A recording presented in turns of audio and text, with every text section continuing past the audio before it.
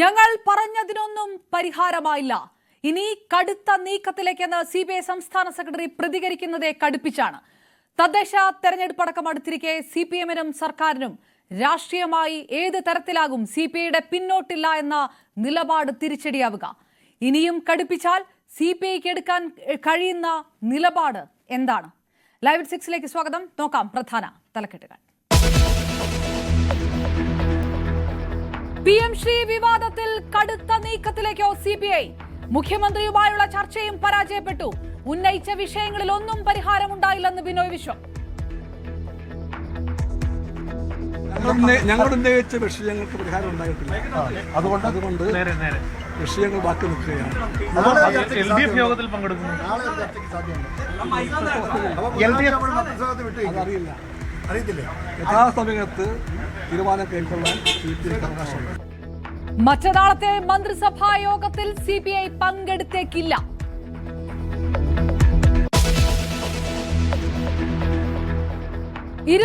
വർഷങ്ങൾക്ക് ശേഷം രാജ്യവ്യാപക SIR.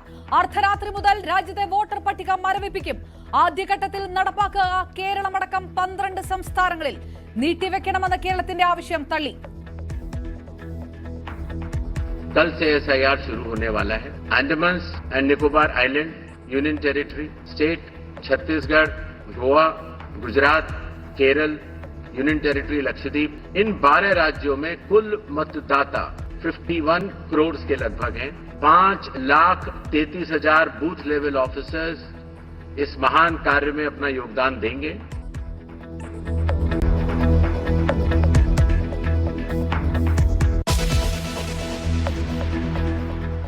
ഇല്ലാത്ത വാഹനാപകടങ്ങളുടെ പേരിൽ കോടികളുടെ തട്ടിപ്പ്. കോടതിയെ വരെ തെറ്റിദ്ധരിപ്പിക്കുന്ന നീക്കങ്ങൾക്ക് ഒത്താശ പോലീസ്. തട്ടിപ്പ് മാഫിയയിൽ സർക്കാർ ഡോക്ടർമാരും. സൂത്രധാരൻ തിരുവനന്തപുരത്തെ അഭിഭാഷകൻ.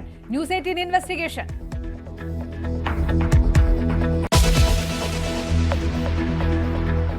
കരൂർ ആൾക്കൂട്ട ദുരന്തത്തിലെ ഇരകളുടെ ബന്ധുക്കളെ നേരിൽ കണ്ട് വിജയ്. കൂടിക്കാഴ്ച മഹാബലിപുരത്തെ റിസോർട്ടിൽ. ദുരന്ത ബാധിതരെ കണ്ടത് അപകടം നടന്ന ഒരു മാസത്തിനു ശേഷം.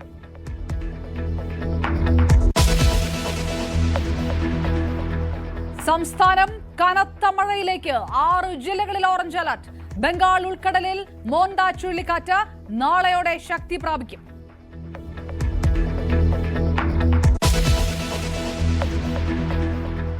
മെസ്സിയെ കൊണ്ടുവരുമെന്ന് വീണ്ടും ആവർത്തിച്ച Anto Augustine.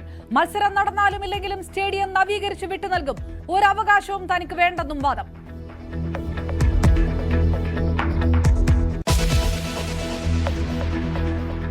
Team India ഉപനായകൻ Shreyas Iyer അപകടനില തരണം ചെയ്യുന്നു. ICUവിൽ നിന്ന് മാറ്റി. ഗുരുതരാവസ്ഥയിലെത്തിയത് വാരിയലിലെ ഒടിവിനെ തുടർന്നുണ്ടായ ആന്തരിക രക്തസ്രാവത്താൽ.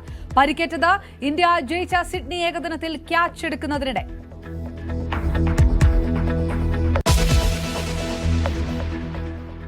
ഒടുവിൽ ആ അനുനയ ശ്രമവും പാളി. മുഖ്യമന്ത്രിയുമായുള്ള ചർച്ചയും പരാജയപ്പെട്ടു. PM ശ്രീ വിഷയത്തിൽ നിലപാട് കടുപ്പിക്കുകയാണ് CPI. മറ്റന്നാളത്തെ മന്ത്രിസഭാ യോഗത്തിൽ CPI മന്ത്രിമാർ പങ്കെടുത്തേക്കില്ല എന്നാണ് വിവരം. അതേസമയം ഈ കാര്യം ബിനോയ് വിശ്വം സ്ഥിരീകരിക്കുന്നില്ല. CPI ഉന്നയിച്ച ഒരു വിഷയത്തിലും പരിഹാരമുണ്ടായില്ല. തങ്ങൾ ആവശ്യപ്പെട്ട ഒരു വിഷയത്തിലും പരിഹാരമുണ്ടായില്ല എന്ന മുഖ്യമന്ത്രിയുമായുള്ള ചർച്ചയ്ക്ക് ശേഷം ബിനോയ് വിശ്വം പ്രതികരിച്ചു. പ്രശ്നങ്ങൾക്ക് പരിഹാരം ഉണ്ടായിട്ടില്ല. സംസാരിച്ചു മുഖ്യമന്ത്രി. ആ സംസാരം വളരെ കോടികളായിരുന്നു. പക്ഷേ വിഷയങ്ങളുടെ പരിഹാരം ഉണ്ടായിട്ടില്ല. അതുകൊണ്ട് ഞങ്ങളുടെ പ്രശ്നങ്ങൾ ഇപ്പോഴും ബാക്കിയാണ്. ഞങ്ങൾ അതുകൊണ്ട് അടുത്ത ഘട്ടം പിന്നീട് അറിയിക്കും. മന്ത്രിസഭാ യോഗങ്ങളെ ബഹിഷ്കരിക്കുമെന്ന് പറയുന്നു. പിന്നീട് അറിയിക്കാം. തീരുമാനം എടുത്തിട്ടില്ലേ? 29-നുള്ള പിന്നാലെ അറിയിക്കാം. കമ്മ്യൂണിസ്റ്റ് പാർട്ടിക്ക് ഒരു ലീഡർഷിപ്പ് ഉണ്ട്, ഇവിടെയുണ്ട്, ഡൽഹിയിലുമുണ്ട്. ആവശ്യപ്പെട്ട എല്ലാ അലലിനൊക്കെ ശേഷം യഥാസമയത്ത് എല്ലാം അറിയിക്കും.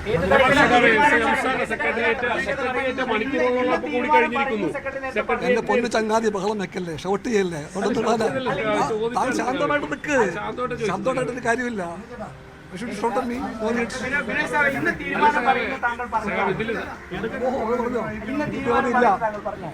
തീരുമാനം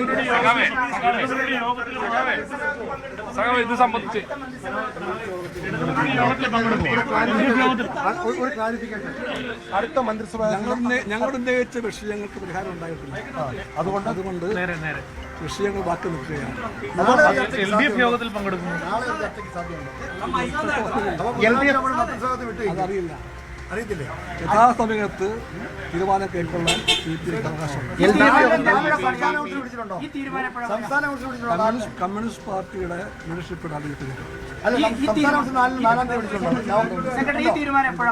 ഇന്നത്തെ യോഗത്തിന്റെ തീരുമാനം എപ്പോഴാണ് പറയാം?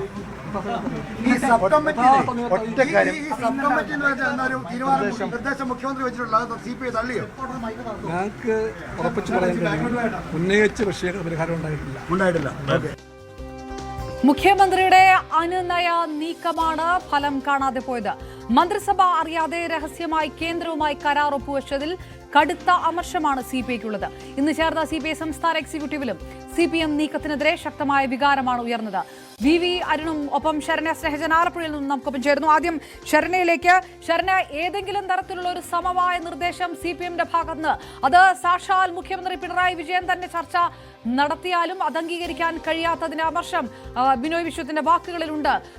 രാഷ്ട്രീയ മര്യാദ CPM പാലിച്ചില്ല എന്നുള്ള നിലപാടിൽ ഉറച്ചു നിൽക്കാൻ CPI തീരുമാനിക്കുകയാണെങ്കിൽ അത് ഈ തെരഞ്ഞെടുപ്പിന് മുൻപുള്ള കടുത്ത തീരുമാനങ്ങളിലേക്ക് മാറുകയും ചെയ്യും.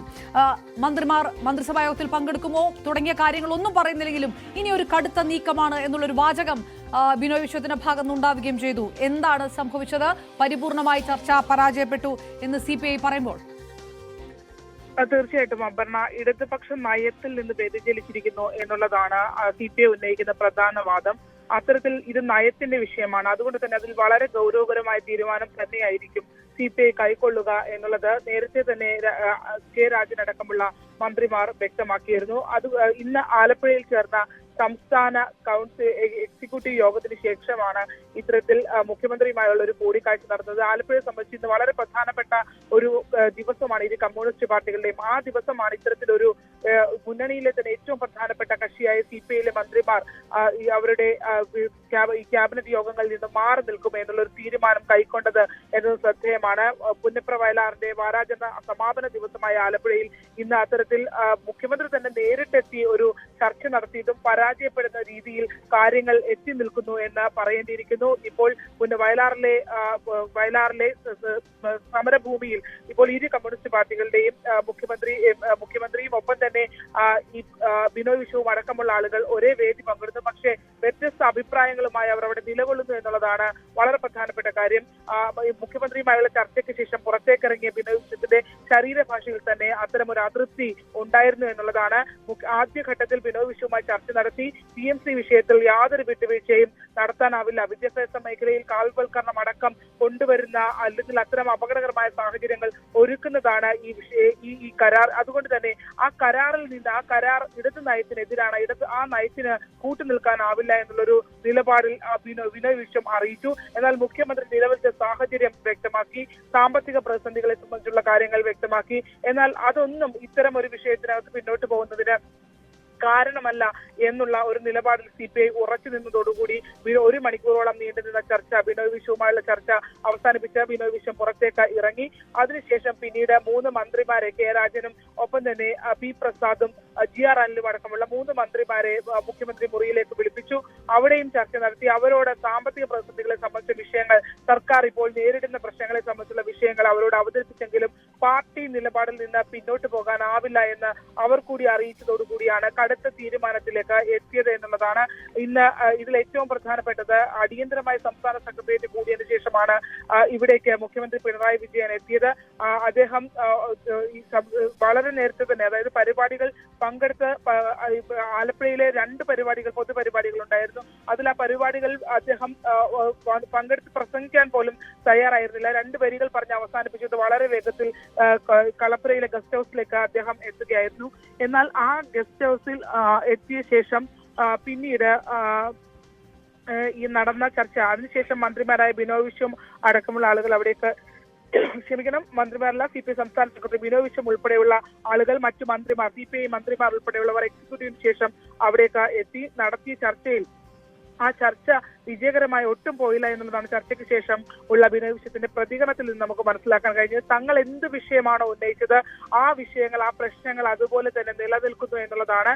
അതിൽ നിന്ന് പിന്നോട്ട് പോകാനാകില്ല. കമ്മ്യൂണിസ്റ്റ് പാർട്ടിക്ക് ഒരു രീതിയുണ്ട്, അതിന് സംസ്ഥാന നേതൃത്വങ്ങളുണ്ട്, ഒപ്പം തന്നെ അഖിലേന്ത്യാ നേതൃത്വങ്ങളുണ്ട്. ആ നേതൃത്വങ്ങൾ എടുക്കുന്ന കൈക്കൊള്ളുന്ന തീരുമാനങ്ങൾ ഉചിതമായ സമയത്ത് അറിയിക്കും എന്നുള്ളതാണ് അദ്ദേഹം വ്യക്തമാക്കിയത്. ശരണ്യ, ചർച്ചയ്ക്ക് മുമ്പ് ഇത് പോസിറ്റീവായിട്ടാണ് ചർച്ചയെ കാണുന്നതെന്ന് പറയുക കൂടെ ചെയ്ത ഒരാളാണ് CPIയുടെ സംസ്ഥാന സെക്രട്ടറി. പക്ഷേ CPI എക്സിക്യൂട്ടീവ് ഈ വിഷയത്തിനകത്ത് ഏതെങ്കിലും തരത്തിലുള്ള ഒരു വിട്ടുവീഴ്ച ഉണ്ടായാൽ അത് പാർട്ടി എടുക്കുന്ന നിലപാടിനെ ജനസമക്ഷം ചോദ്യം ചെയ്യപ്പെട്ടേക്കും എന്ന തരത്തിലുള്ള ഒരു വികാരവും ചർച്ചകളും പാർട്ടിക്കുള്ളിൽ നടക്കുന്നു. ഇതുകൂടി സ്വാധീനിച്ചിട്ടുണ്ട്. ഒരു തരത്തിലുള്ള സമവായവും വേണ്ട എന്നതും കൂടിയാണോ മനസ്സിലാക്കേണ്ടത്? അങ്ങനെയാണെങ്കിൽ നവംബർ 4-ന് നടക്കുന്ന യോഗത്തിൽ മറ്റെന്തെങ്കിലും ഒരു കടുത്ത തീരുമാനത്തിലേക്ക് കടക്കാനുള്ള ഒരു സാധ്യതയുണ്ടോ? അപർണ, ഇതിൽ ഏറ്റവും പ്രധാനപ്പെട്ടത് മുന്നണി മര്യാദ എന്നുള്ളത് പാലിക്കപ്പെട്ടില്ല എന്നുള്ളതാണ് യഥാർത്ഥത്തിൽ ഇതിനകത്ത് ഏറ്റവും വലിയ പ്രശ്നമായി തന്നെ നിലനിൽക്കുന്നത്. കാരണം ആദ്യഘട്ടത്തിൽ തന്നെ ഈ കരാറുമായി ബന്ധപ്പെട്ട വിയോജിപ്പ് CPI അറിയിച്ചതാണ്. മന്ത്രിസഭാ യോഗത്തിലടക്കം മന്ത്രിമാർ അക്കാര്യങ്ങൾ അറിയിക്കുന്നു. അതിനുശേഷം മന്ത്രിസഭാ യോഗത്തിലോ അല്ലെങ്കിൽ ഇടതുമുന്നണിയിലോ ചർച്ച ചെയ്ത ശേഷം ഇത്തരം കാര്യങ്ങളിലേക്ക് പോവുകയുള്ളൂ എന്നുള്ള ഉറപ്പ് അവിടെ പാലിക്കപ്പെട്ടില്ല എന്നുള്ളതാണ്. അത് ഒരു രഹസ്യ ധാരണ എന്നുള്ള രീതിയിൽ ഒരു രഹസ്യമായ ഒരു കരാറിൽ ഒപ്പിടുന്ന രീതിയിലേക്ക് ആ കാര്യങ്ങൾ മുന്നോട്ട് പോയി എന്നുള്ളതാണ്. അത് വലിയ രീതിയിൽ തന്നെ CPI പ്രകോപിപ്പിക്കുകയും ചെയ്തിട്ടുണ്ട്. മറ്റൊന്ന്, ഇടതുപക്ഷം സ്വീകരിക്കുന്ന ഒരു നയത്തിന് വിരുദ്ധമായ നയമാണ്. അത് എന്താണോ ഇത്രയും കാലം വിമർശിച്ചുകൊണ്ടിരുന്നത് അത് തന്നെ പ്രാവർത്തികമാക്കുന്ന രീതിയിലേക്ക് ഇടതു സർക്കാർ അത് തന്നെ നടപ്പിലാക്കുന്ന രീതിയിലേക്ക് കാര്യങ്ങൾ പോകുന്നു. അതിനോട് യോജിക്കാനാവില്ല എന്നുള്ളൊരു നിലപാടാണ്. അത്തരത്തിൽ മുഖ്യമന്ത്രിയും ഇടതു മുന്നണിയിൽ മന്ത്രിമാർ ഉൾപ്പെടെയുള്ളവർ, മറ്റ് ഘടകകക്ഷികൾ ഉൾപ്പെടെയുള്ളവർ ഉള്ളപ്പോൾ മുഖ്യമന്ത്രിയും അല്ലെങ്കിൽ വിദ്യാഭ്യാസ മന്ത്രിയും മാത്രം ചേർന്നുകൊണ്ട് രഹസ്യമായ ഒരു കരാറിലേക്ക് നീങ്ങുക എന്നുള്ളത് അപമാനിക്കുന്നതിന് തുല്യമാണ്. അത് ശരിയായ പ്രവണതയുമല്ല എന്നുള്ളതാണ്. പല വിഷയങ്ങൾ, അതായത് പൂരകലകൾ അടക്കമുള്ള വിഷയങ്ങളിൽ CPI കടുത്ത നിലപാട് സ്വീകരിച്ചെങ്കിലും പിന്നീട് ആ നിലപാടുകൾ അവർ പിന്നോട്ട് പോകുന്നത് കണ്ടു. പക്ഷേ ഇത് അങ്ങനെയല്ല. ഇത് അങ്ങനെ ഒരു വിഷയമേ അല്ല. ഇതൊരു വിദ്യാഭ്യാസ മേഖലയിലടക്കം കൈകടത്താൻ കഴിയുന്ന അല്ലെങ്കിൽ കാവ്യവൽക്കരണം അടക്കം നടത്താൻ കഴിയുന്ന ഒരു വിഷയമാണ്. അതിനകത്ത് ആ രീതിയിലാണ് ഈ വിഷയത്തെ അവർ നോക്കിക്കാണുന്നത്. അതുകൊണ്ട് തന്നെ ഇത് വളരെ ഗൗരവമുള്ള വിഷയമാണ്. തീർച്ചയായിട്ടും ശരണ്യ, ഞാൻ തിരികെ എത്താം. നവംബർ 4-ലെ യോഗത്തിൽ കടുത്ത നീക്കത്തിലേക്ക് കടക്കുമോ CPI എന്നുള്ളൊരു ചോദ്യം കൂടി ഇതിനകത്തുണ്ട്. മന്ത്രിസഭാ യോഗത്തിൽ നിന്ന് വിട്ടുനിൽക്കുന്നതിനപ്പുറത്തേക്ക് കടുപ്പിച്ചൊരു തീരുമാനം ഉണ്ടാകും. അടുത്ത ഘട്ടമാണ് എന്നൊക്കെ ബിനോയ് വിശ്വം പറയുന്നതിന്റെ പൊരുൾ എന്തുകൂടിയാണ് എന്നുള്ള ചോദ്യം കൂടിയാണ്. ശരണ്യയിലേക്ക് വരാം. VV അരുൺ കൂടി നമുക്കൊപ്പം ചേരുന്നു. ഇതിൽ രാഷ്ട്രീയപരമായിട്ട് ഈ തദ്ദേശ തെരഞ്ഞെടുപ്പ് അടക്കം വരുന്ന ഒരു സാഹചര്യത്തിൽ മുഖ്യമന്ത്രി തന്നെ നേരിട്ട് അനുനയ ചർച്ചയ്ക്ക് നിൽക്കുന്നത് CPM ഇത് വഴങ്ങുന്നു CPIയുടെ നിലപാടിന് എന്നുള്ളതായിരുന്നു. പക്ഷെ അത് പൂർണ്ണമായും പരാജയപ്പെട്ടിരിക്കുന്നു. ഏതെങ്കിലും തരത്തിലൊരു മുന്നണി മര്യാദ പാലിക്കാതിരുന്ന CPM-നോട് ഇനിയൊരു വിട്ടുവീഴ്ച വേണ്ട എന്ന് CPI തീരുമാനിക്കുമ്പോൾ യുവജന സംഘടനകളടക്കം, പാർട്ടിയുടെ യുവജന സംഘടനകളടക്കം അതിൽ ഉറച്ചു നിൽക്കുകയും ചെയ്യുമ്പോൾ ഇനി ഇത് എന്ത് തരത്തിലുള്ള ഒരു മാറ്റമാണ് ഉണ്ടാക്കുക? ഇതൊരു 2 ദിവസത്തെ ഒരു സമയം, ഒരു കൂളിംഗ് പീരീഡ് കൊടുത്തിരിക്കുകയാണോ CPM-ന്? കടുത്ത തീരുമാനം ഇപ്പോൾ ബിനോയ് വിശ്വം മാധ്യമങ്ങൾക്ക് മുന്നിൽ പറയാത്തത് അതുകൊണ്ടായിരിക്കുമോ?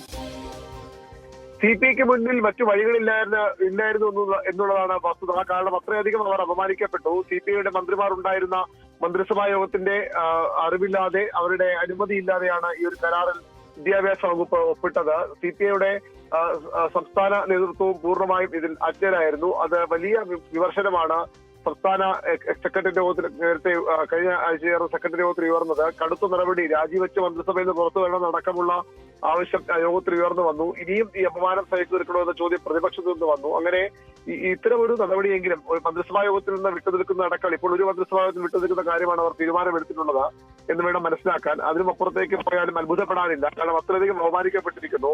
ഇനി ഇടതുമുന്നണിയിലകം ഇതിനിടയിൽ ഇടതുമുന്നണി യോഗം വിളിച്ച് മറ്റു കാര്യങ്ങൾ തീരുമാനിച്ചേക്കാം, മറ്റു നടപടികളിലേക്ക് പോയേക്കാം. അത് വരുന്നത് വരെ ഒരു കാരണവശാലും ഈ പരിപാടിയിൽ പങ്കെടുക്കേണ്ട എന്ന നിലപാട് തന്നെയാകും CPI സ്വീകരിക്കുക. അവർക്ക് മറ്റു വഴികളില്ലായിരുന്നു എന്നുള്ളത് കൂടിയാണ് അതിന്റെ കാരണം. അത്രയധികം അവമാനിക്കപ്പെട്ട് നിൽക്കുന്ന സാഹചര്യത്തിലാണ് CPI ഇത്തരമൊരു തീരുമാനം ഇപ്പോൾ കൈക്കൊണ്ടിരിക്കുന്നത്. മുഖ്യമന്ത്രി അവർക്ക് മുന്നിൽ വെച്ച ന്യായവാദങ്ങളും അവർക്ക് പൂർണ്ണമായും അംഗീകരിക്കാൻ കഴിയുന്ന ഒന്നായിരുന്നില്ല. അതുകൊണ്ട് കൂടിയാണ് അവർ ഇത്തരമൊരു കടുത്ത തീരുമാനം എത്തിലേക്ക് കടക്കും. നേരത്തെ മന്ത്രിസഭാ യോഗത്തിൽ നിന്ന് മന്ത്രിമാർ വിട്ടുനിന്നത് കഴിഞ്ഞ പിണറായി സർക്കാരിന്റെ കാലത്താണ്. അന്ന് അതിനുള്ള കാരണം തോമസ് ചാണ്ടിക്കെതിരെ വലിയ ആരോപണം ഉയർന്നു വന്ന ശേഷം അദ്ദേഹം രാജിവെക്കണമെന്ന് പൊതുവിൽ ആവശ്യം ഉയർന്നു വന്നപ്പോഴും അന്ന് രാജിവെക്കാതെ ആ മന്ത്രിസഭാ യോഗത്തിൽ തോമസ് ചാണ്ടി പങ്കെടുക്കാൻ തീരുമാനിക്കുകയായിരുന്നു. ആ സമയത്താണ് അങ്ങനെയെങ്കിൽ ഞങ്ങളുടെ മന്ത്രിമാർ പങ്കെടുക്കില്ല എന്ന് മുഖ്യമന്ത്രിയെ കണ്ട് CPI മന്ത്രിമാർ അന്നത്തെ CPI നേതൃത്വം അറിയിച്ചത്. റൈറ്റ്. വിവി അരുണുമുണ്ട്, ശരണ്യയുമുണ്ട്. അതിനു മുമ്പ് അഡ്വക്കേറ്റ് ബൽദേവ് സച്ചിദാനന്ദൻ ഇടത് നിരീക്ഷകൻ നമുക്കൊപ്പം ചേരുന്നു.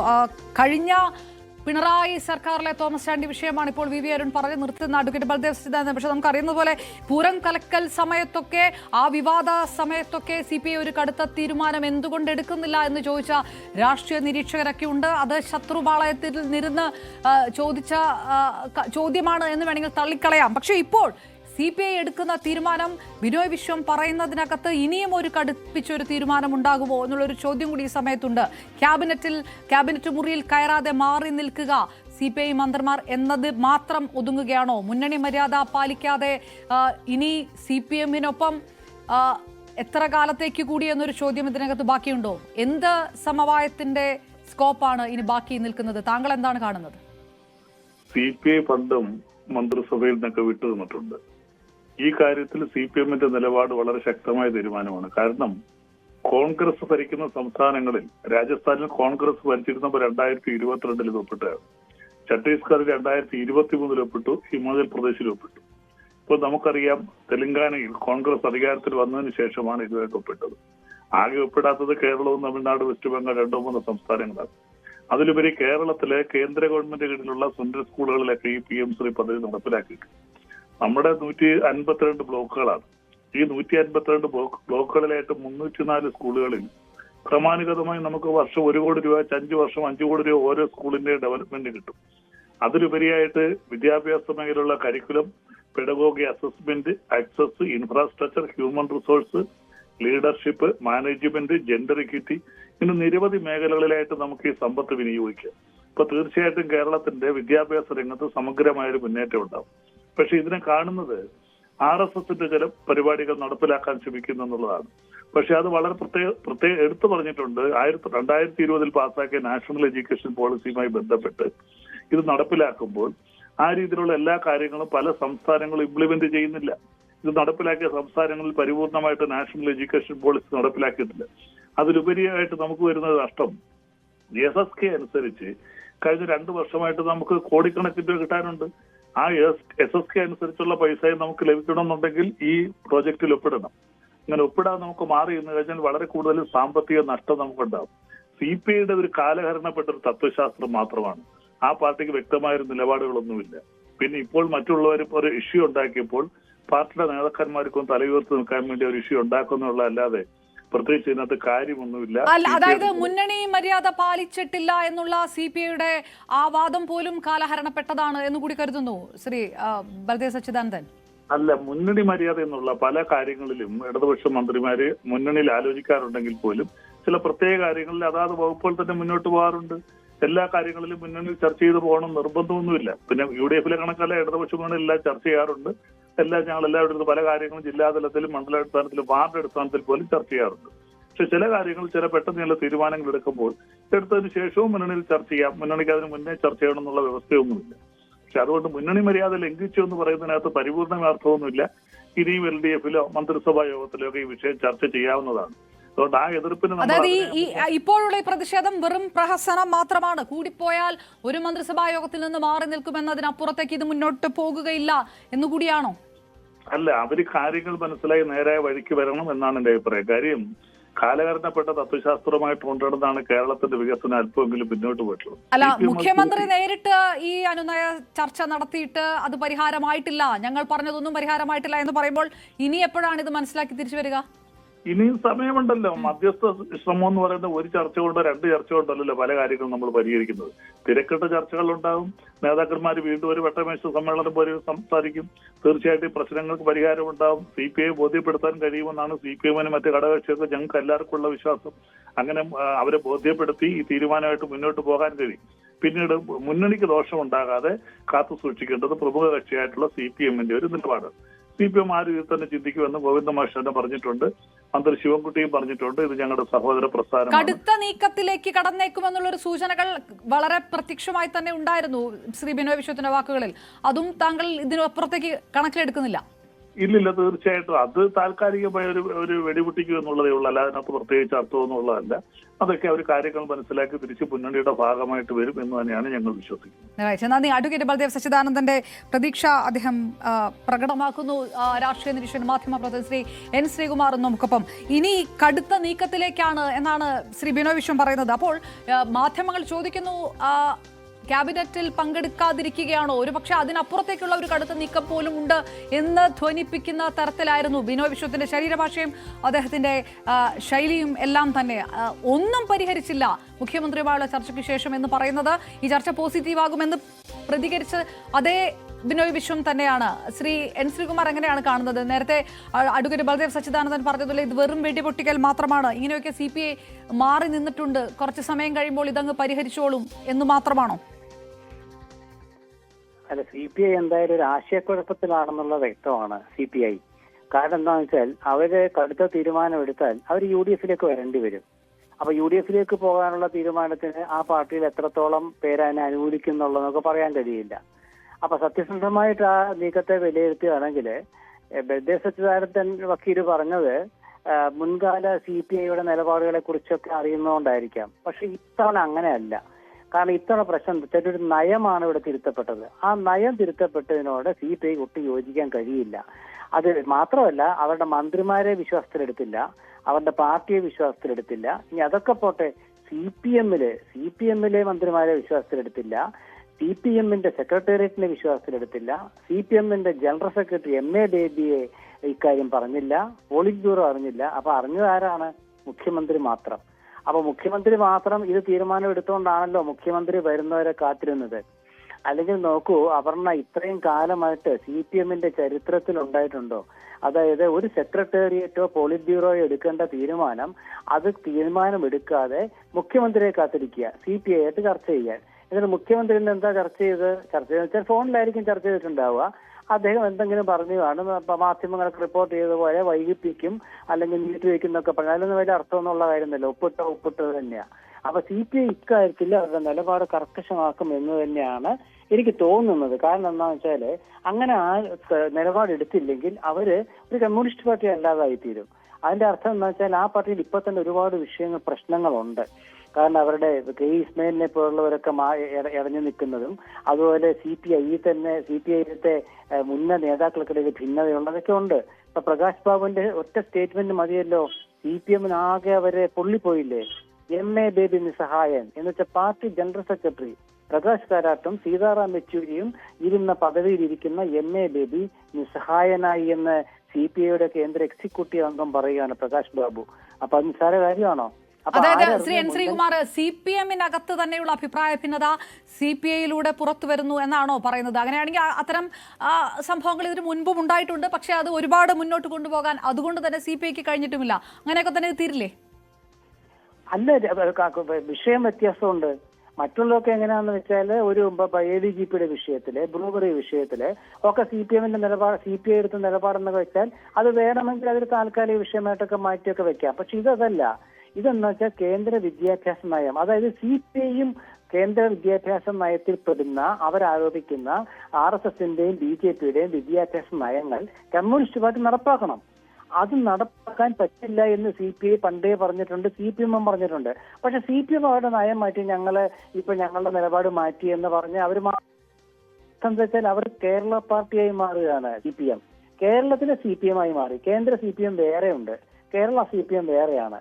അപ്പൊ ഇവിടുത്തെ കേരള CPMന്റെ പോലെ ഞങ്ങൾക്ക് നിലപാട് മാറ്റാൻ പറ്റില്ല, അവസരവാദം എടുക്കാൻ പറ്റില്ല, പണത്തിനായിട്ട് നയം വിൽക്കാൻ പറ്റില്ല എന്നൊരു തീരുമാനം CPI എടുത്തിരിക്കുകയാണ്. അത് അവർക്ക് സമൂഹത്തിൽ ബോധ്യപ്പെടുത്തി കൊടുക്കണമെങ്കിൽ അവരുടെ തീരുമാനം ബലപ്പെട്ടതാകണം. ആ തീരുമാനം ആദ്യം അവരെടുക്കാൻ സാധ്യത എനിക്ക് തോന്നുന്നത് മറ്റന്നാളത്തെ മന്ത്രിസഭാ യോഗത്തിൽ നിന്ന് അവർ മാറി നിന്നേക്കും. അതിന്റെ പ്രധാനപ്പെട്ട കാരണം എന്ന് വെച്ചാൽ ഈ മന്ത്രിസഭാ യോഗത്തില് ഈ വിഷയം ചർച്ചയ്ക്ക് വരികയാണെങ്കിൽ CPIക്ക് വിയോജിച്ച് മന്ത്രിസഭാ യോഗം ബഹിഷ്കരിക്കേണ്ടി വരും. അതല്ലെങ്കിൽ അവർ ഒപ്പിട്ട് കൊടുക്കുകയാണെങ്കിൽ അത് മന്ത്രിസഭ അംഗീകരിച്ചു എന്നുള്ള രീതിയിലേക്ക് വന്ന് CPI അപ്രസക്തമാകും. അതുകൊണ്ട് മന്ത്രിസഭാ യോഗത്തിൽ പങ്കെടുക്കില്ല എങ്കിൽ അവർക്ക് ഇതിൽ നിന്നും രക്ഷപ്പെടാൻ സാധിക്കും. പക്ഷെ അത് ഒരു മന്ത്രിസഭാ യോഗത്തിൽ കൊണ്ട് കഴിയില്ലല്ലോ. അപ്പൊ അതുകൊണ്ട് അവരെനിക്ക് തോന്നുന്നത് ഒരു തീരുമാനം എടുക്കുമ്പോൾ അത് LDF ഈ വിഷയം ചർച്ച ചെയ്ത് ഘടകകക്ഷികളുടെ അഭിപ്രായം കൂടെ കേട്ട് അതിനുശേഷം ഈ വിഷയം മന്ത്രിസഭയെ ചർച്ച ചെയ്ത്, അതായത് ഞങ്ങൾ ഒപ്പിട്ടത് ഞങ്ങൾ റദ്ദാക്കാൻ പോകുന്നു എന്ന രീതിയിലേക്ക് ഇടതുമുന്നണിയെ കൊണ്ട് തീരുമാനം എടുപ്പിക്കാനായിരിക്കും CPI ശ്രമം. അത് നീണ്ടു പോകുമ്പോൾ എന്താണ്, ഈ അധ്യയന വർഷം ഇപ്പൊ നവംബർ ആകാനാ പോകുന്നത്. ഡിസംബർ ജനുവരി കഴിഞ്ഞാൽ ഫെബ്രുവരി മാർച്ച് ഒക്കെ പരീക്ഷയാണ്. അത് കഴിഞ്ഞാൽ തെരഞ്ഞെടുപ്പും വരും. അപ്പൊ എന്താണ്, വിദ്യാഭ്യാസ നയമൊന്നും നടപ്പാക്കേണ്ടി വരില്ല. അപ്പൊ അതിലേക്ക് പണം മേടിക്കണമെങ്കിൽ ഇപ്പൊ CPI പണം മേടിക്കാൻ അറിഞ്ഞോളണമെന്നില്ല. അങ്ങനെയൊക്കെ ആയിരിക്കും അവർ ഉദ്ദേശിക്കുന്നത്. കാരണം ഇനിയിപ്പോ 2-3-4 മാസം കഴിഞ്ഞാൽ തെരഞ്ഞെടുപ്പ് വരാൻ പോവല്ലേ. അപ്പൊ അതുകൊണ്ട് ഇനിയിപ്പോ മന്ത്രിസഭായോഗം ബഹിഷ്കരിക്കാതെ തന്നെ മന്ത്രിസഭായോഗം ചേരുമ്പോൾ അത് അതിനൊക്കെ ചില നടപടിക്രമങ്ങളൊക്കെ ഉണ്ടല്ലോ. അങ്ങനെയൊക്കെ നീട്ടിക്കൊണ്ടൊക്കെ പോകാം, കുഴപ്പമൊന്നുമില്ല. CPIയുടെ മുഖം രക്ഷിക്കാൻ വേണ്ടി ശ്രമിച്ചേക്കാം. പക്ഷേ ഇലക്ഷനാണ് വരുന്നത്. എന്ത് സർക്കാർ, ഇതെന്ത് സർക്കാർ എന്ന് ചോദിച്ച CPI ആണ്. ഇലക്ഷനിൽ ഐക്യത്തോടെ മുന്നേറാൻ പറ്റുമോ? LDF ഇനി അധികാരത്തിൽ പക്ഷേ അപ്പോഴും ശ്രീ N. ശ്രീകുമാർ, തദ്ദേശ തെരഞ്ഞെടുപ്പാണ് ആദ്യം വരുന്നത്. അത് CPM-നേക്കാൾ CPIക്കാണ് മാറി നിന്നാൽ നഷ്ടമുണ്ടാവുക സ്വാഭാവികം അല്ല. തദ്ദേശ തെരഞ്ഞെടുപ്പ് വരുന്നതിന് മുമ്പ് ഈ പ്രശ്നം തദ്ദേശ തെരഞ്ഞെടുപ്പിൽ ഇത് എങ്ങനെയാ നേരിടാൻ പറ്റുക? അതാ ഞാൻ പറഞ്ഞത്. എന്ത് സർക്കാർ, ഇതെന്ത് സർക്കാർ എന്ന് ചോദിച്ചിട്ട് CPI വോട്ട് ചോദിക്കാൻ പറ്റുമോ ജനങ്ങളോട്? പഞ്ചായത്ത് ഇലക്ഷനിൽ അവർ വേണേൽ വാർഡുകളിൽ ഏതെങ്കിലും വാർഡ് ഇലക്ഷൻ എന്ന് പറഞ്ഞാൽ നമുക്കറിയാമല്ലോ, വ്യക്തികളുടെ സ്വാധീനം വളരെയാണ്. അപ്പൊ ഏതെങ്കിലും വാർഡുകളിലൊക്കെ ജയിച്ചാൽ തന്നെ ഇടതുമുന്നണി സംവിധാനം തകർന്നു പോകില്ലേ? ഇപ്പൊ നിങ്ങൾ നോക്കൂ, ഇടതുമുന്നണിയിൽ CPIയുടെ എതിർപ്പോടുകൂടിയാണ് കേരള കോൺഗ്രസ് മാണി വിഭാഗത്തിലെ നമ്മുടെ ജോസ് കെ മാണി വിഭാഗത്തിനെ കൊണ്ടുവന്നത്. ആ ജോസ് കെ മാണി വിഭാഗം മാത്രമല്ല ഇപ്പൊ CPM-നൊപ്പം ഉള്ളത്. CPIയുടെ നിലപാട് അവർ പറഞ്ഞു കഴിഞ്ഞു. മറ്റു ഘടകകക്ഷികളൊക്കെ, ഒറ്റ മന്ത്രിമാരുള്ള ഘടകകക്ഷികളൊക്കെ എന്ത് പറയാനാണ്? അപ്പൊ അതുകൊണ്ട് CPIയുടെ നിലപാട് ഇപ്പോൾ അതിൽ ഘട്ടം ചേർക്കാൻ ശ്രമിച്ചാൽ ഇനി അവര് നേരത്തെ 4 വർഷം മുമ്പ് ചിന്ത CPM-ന്റെ താത്വിക വാരിയായ ചിന്തയിൽ എഴുതി എന്തിനാണ് കേരളത്തിൽ CPM ഉള്ളപ്പോൾ കൊടി മടക്കി വെച്ച് പൊക്കൂടെ എന്ന് ലേഖനം എഴുതി ചിന്തയില്. ആ ലേഖനം ശരിയാണെന്ന് വരും. കാരണം എന്തിനാണ് ഇങ്ങനെ CPI? അതുകൊണ്ട് CPIയുടെ നിലപാട് എന്തായാലും അവര് വളരെ ബലപ്പെടുത്തും എന്നതിൽ സംശയമില്ല. അത് എങ്ങനെയൊക്കെ മുന്നോട്ട് പോകുന്നെന്ന് നമുക്ക് പറയാം. അതാണ് ചോദ്യം. തീർച്ചയായും വളരെ N. ശ്രീകുമാർ, എങ്ങനെയാണ് ഈ നിലപാട്, ഇതേ നിലപാടിൽ ഉറച്ചു നിൽക്കാൻ തീരുമാനിച്ചാൽ അത് CPIക്ക് എങ്ങനെ മുന്നോട്ട് കൊണ്ടുപോകാൻ കഴിയുമെന്നുള്ളത് തന്നെയാണ് ചോദ്യം. ആശയക്കുഴപ്പത്തിലായിരിക്കുന്നത് CPI തന്നെയാണോ? തെരഞ്ഞെടുപ്പ് അടുക്കുന്നതിന് മുൻപ് ഇത് ഇടത് മുന്നണിയിൽ ഇത് പരിഹരിക്കും, ഇത് വെറും വെടിപൊട്ടിക്കൽ മാത്രമാണ് നടത്തുന്നത് CPI എന്നുള്ള രാഷ്ട്രീയ നിരീക്ഷകരുടെ വിലയിരുത്തലും, അപ്പുറം മറുചേരിയിൽ നിന്ന് CPIയുടെ സമ്മർദ്ദത്തിന് വഴങ്ങേണ്ടി വരും എന്നുള്ളൊരു വിലയിരുത്തലുമുണ്ട്. ഏത് തരത്തിൽ ഈ നിലപാട് മുന്നോട്ട് കൊണ്ടുപോകാൻ കഴിയുമെന്നുള്ളതാണ് കണ്ടറിയേണ്ടത്. ഏതായാലും മന്ത്രിസഭായോഗം ബഹിഷ്കരിക്കുമോ ഇല്ലയോ എന്നുള്ള ചോദ്യത്തിന് വ്യക്തമായ ബിനോയ് വിശ്വം മറുപടി പറഞ്ഞിട്ടില്ല. ഇനിയും മണിക്കൂറുകൾ ഉണ്ട്. ഒരുപക്ഷെ സമവായത്തിന് ഏതെങ്കിലും തരത്തിൽ സാധ്യത തുറന്നിട്ടുണ്ടെങ്കിൽ. ശരണ്യ സ്നേഹജനും VV അരുണുമാണ് വിവരങ്ങൾ നൽകിയത്. മറ്റ് വാർത്തകൾ നോക്കാം ഇടവേളയ്ക്ക് ശേഷം.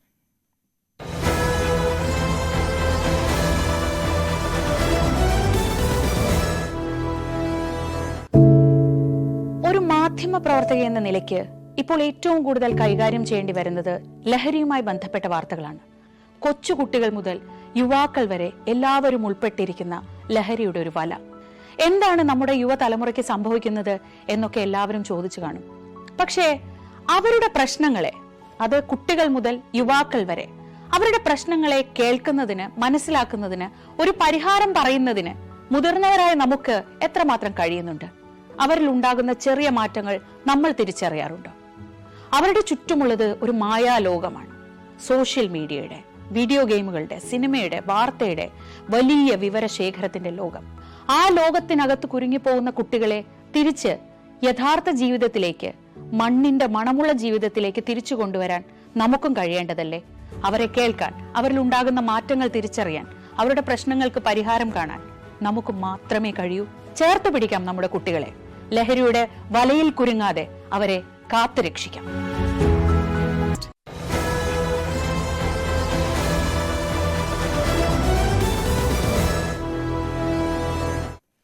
കോൺഗ്രസ് കോൺഗ്രസ് പുനഃസംഘടനയിലെ തർക്കത്തിൽ ഇടപെട്ട് ഹൈക്കമാൻഡ്. മുതിർന്ന നേതാക്കളെ ഡൽഹിക്ക് വിളിപ്പിച്ച് ഹൈക്കമാൻഡ്. നാളെ ദേശീയ നേതൃത്വം സംസ്ഥാന നേതാക്കളുമായി കൂടിക്കാഴ്ച നടത്തും.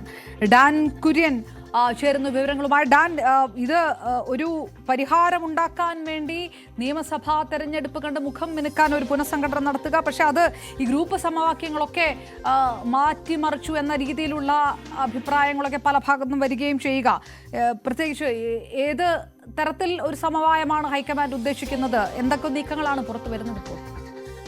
അപർണ, കോൺഗ്രസ് പുനഃസംഘടനയുമായി ബന്ധപ്പെട്ട് വൈസ് പ്രസിഡന്റുമാരുടെയും ജനറൽ സെക്രട്ടറിമാരുടെയും പട്ടിക പ്രസിദ്ധീകരിച്ചതിൽ മുതിർന്ന നേതാക്കൾക്കിടയിൽ നിലനിൽക്കുന്ന തർക്കങ്ങൾ തുടരുന്നതിനിടയിലാണ് ഹൈക്കമാൻഡിന്റെ സമവായ നീക്കം. അതായത് സെക്രട്ടറിമാരുടെ പട്ടിക കൂടി ഉടൻ പ്രസിദ്ധീകരിക്കണമെന്ന നിലപാടിൽ പ്രതിപക്ഷ നേതാവ് ഉറച്ചു നിൽക്കുകയായിരുന്നു. അതുകൊണ്ട് തന്നെ KPCCയുടെ നേതൃയോഗം കഴിഞ്ഞ ദിവസം ചേരാനിരുന്ന യോഗം തന്നെ മാറ്റിവെക്കുന്ന ഒരു സാഹചര്യമുണ്ടായി. ഈ പശ്ചാത്തലത്തിലാണ് തദ്ദേശ തെരഞ്ഞെടുപ്പ് അടുത്തു വരുന്ന സാഹചര്യത്തിൽ ഉടൻ പ്രശ്നപരിഹാരത്തിനെന്നോണം ഹൈക്കമാൻഡ് ഈ വിഷയത്തിൽ ഇടപെട്ടിരിക്കുന്നത്. KPCC അധ്യക്ഷൻ സണ്ണി ജോസഫ് ഉൾപ്പെടെയുള്ള നേതാക്കളോട് നാളെ ഡൽഹിയിലെത്താൻ നിർദ്ദേശം നൽകിയിട്ടുണ്ട്. മുൻ KPCC അധ്യക്ഷനും പ്രവർത്തക സമിതി അംഗവുമായ K. സുധാകരൻ ഉൾപ്പെടെ ഈ പുനഃസംഘടനയുമായി ബന്ധപ്പെട്ട് ചില അതൃപ്തി പരസ്യമാക്കുന്ന സാഹചര്യമുണ്ടായിരുന്നു. അതുകൊണ്ട് അദ്ദേഹം ഉൾപ്പെടെയുള്ളവരോടും ഡൽഹിയിലേക്ക് മുതിർന്ന കോൺഗ്രസ് നേതാക്കളുമായി കൂടിക്കാഴ്ച നടത്താൻ എത്താനാണ് നിർദ്ദേശം നൽകിയിരിക്കുന്നത്. അങ്ങനെയാണെങ്കിൽ ദേശീയ നേതൃത്വം നടക്കുന്ന സമവായ ചർച്ചകളിൽ ഈ പ്രശ്നത്തിനൊരു പരിഹാരമാകുമെന്ന പ്രതീക്ഷയിലാണ് ഹൈക്കമാൻഡ് ഉള്ളത്. തദ്ദേശ തെരഞ്ഞെടുപ്പിന് മുമ്പ് പാർട്ടിയെ ഒറ്റക്കെട്ടായി മുമ്പോട്ട് കൊണ്ടുവരിക എന്നൊരു വലിയ വെല്ലുവിളി നേതൃത്വത്തിന് മുമ്പിലുണ്ട്. അതുകൊണ്ട് തന്നെയാണ് ഹൈക്കമാൻഡ് തിടുക്കത്തിൽ പ്രശ്നപരിഹാരത്തിനായി നാളെ തന്നെ നേതൃത്വവുമായി കൂടിക്കാഴ്ച നടത്താൻ ആലോചിക്കുന്നത്. പ്രശ്ന പരിഹാരത്തിന് ഹൈക്കമാൻഡ് തന്നെ ഇടപെടുന്നു. കോൺഗ്രസ് പുനഃസംഘടനയുമായി KPCC പുനഃസംഘടനയുമായി ബന്ധപ്പെട്ടുള്ള തർക്കത്തിൽ ഹൈക്കമാൻഡ് മുതിർന്ന നേതാക്കളെ ഡൽഹിക്ക് വിളിപ്പിച്ചിരിക്കുന്നു. സണ്ണി ജോസഫിനെ അടക്കമെന്നുള്ള വിവരങ്ങളാണ് ഡാൻ കുര്യൻ റിപ്പോർട്ട് ചെയ്യുന്നത്. മറ്റൊരു പ്രധാനപ്പെട്ട വാർത്ത, കേരളത്തിലും SIR പ്രഖ്യാപിച്ച കേന്ദ്ര തെരഞ്ഞെടുപ്പ് കമ്മീഷൻ. തീവ്ര വോട്ടർ പട്ടിക പരിഷ്കരണം നീട്ടിവെക്കണമെന്ന കേരളത്തിലെ രാഷ്ട്രീയ പാർട്ടികളുടെ ആവശ്യം CEC തള്ളി. സംസ്ഥാനങ്ങളും കേന്ദ്രഭരണ പ്രദേശങ്ങളും അടക്കം 12 ഇടങ്ങളിൽ നാളെ മുതൽ SIRന്റെ നടപടികൾ ആരംഭിക്കും. 2026 ഫെബ്രുവരി 7 പുതുക്കിയ വോട്ടർ പട്ടിക പ്രസിദ്ധീകരിക്കുമെന്നും CEC അറിയിച്ചു. कल से SIR शुरू होने वाला है. Andaman and Nicobar island, union territory, state Chhattisgarh, Goa, Gujarat, Kerala, union territory Lakshadweep, Madhya Pradesh, Puducherry union territory, Rajasthan, Tamil Nadu, Uttar Pradesh, West Bengal, इन 12 राज्यों में कुल मतदाता 51 करोड़ के लगभग हैं. लगभग 5,33,000 बूथ लेवल ऑफिसर्स इस महान कार्य में अपना योगदान देंगे.